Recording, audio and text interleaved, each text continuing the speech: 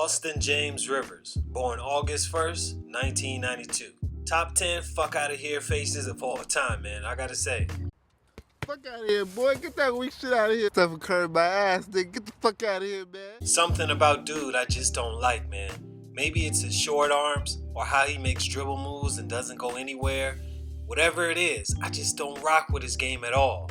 But as requested, and seeing as this channel is about players that was projected and expected to do big things in the league, Austin is no different. So let me put some respect on this man's name, man. It's your boy JC, Stunted Growth.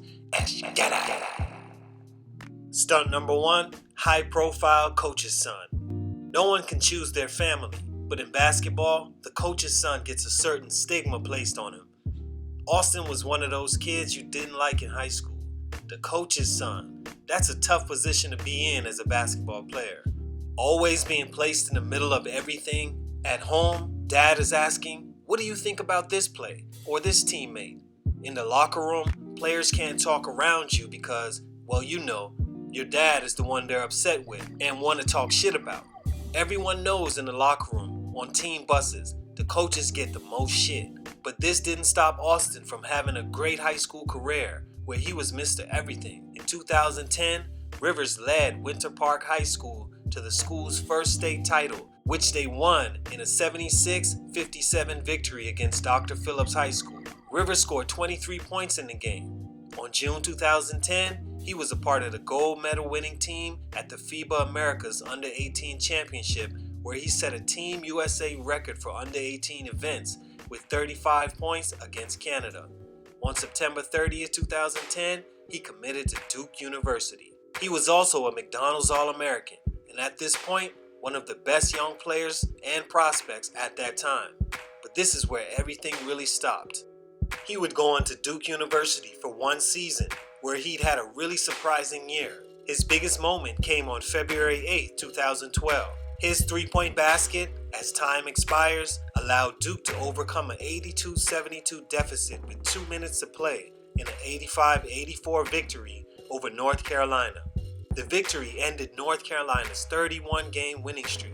At this point, he was a real prospect, like lottery prospect. He fit the profile at the time, a big guard with athleticism, an okay jumper. He was also showing the clutch gene by hitting that shot. This is an example of a player that chose his school correctly. Duke did wonders for his career and put him exactly where he needed to be in the eyes of many. He averaged 15.5 points per game, but that's really it. The rest of his numbers were really telling about the future Rivers would have. Stunt number 2, injury. Rivers was selected by the New Orleans Hornets with the 10th overall pick in the 2012 NBA draft. Believe it or not, he was expected to produce more than Anthony Davis at the time. No one knew what Davis would be at the beginning of his first season. A better Tyson Chandler is what they thought, if you can believe that. Austin was supposed to be the next big thing for guards, but unfortunately, he had a series of unlucky injuries to happen to him in his first season. On July 24th, Rivers signed his rookie scale contract with the Hornets. 3 days later, he underwent successful surgery to clean up bone spurs in his right ankle. In his debut, he scored 7 points and shot 1 of 9 from the field. On December 14th, he scored a career-high 27 against the Wolves.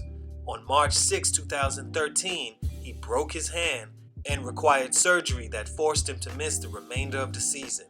For his rookie year, he averaged 6 points on 37% shooting from the field and 33 from three-point range. This was a big disappointment from the number 10 pick and the coach's son. 6 points per game isn't gonna cut it. In his defense, he was unhealthy the whole year, and that really hurt him. Stunt number 3, it was a facade all along. Look, plain and simple, Austin's game is not really built for the NBA. And what I mean about that is, at that level, all the players are longer, more athletic, and better shooters, scorers, and ball handlers.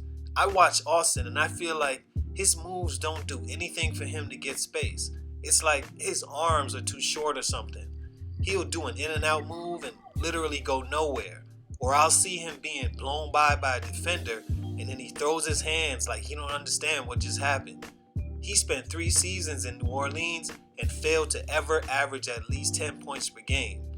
After those 3 seasons, he was dealt to the Clippers to play for his dad, where he played 4 seasons, having his best season in 2017-18, averaging 15 points per game. He was then traded to the Wizards, where he wasn't a productive backup. Later being dealt to the Suns, where he was basically paid not to show up. They waived him before he even got there. He's currently out of the league for the moment. This was a highly touted, All-American top 10 pick. It wasn't supposed to go this way, but I sure do understand why. And after these 3 reasons, maybe you do also. It's your boy JC Stunted Growth, and I'm out.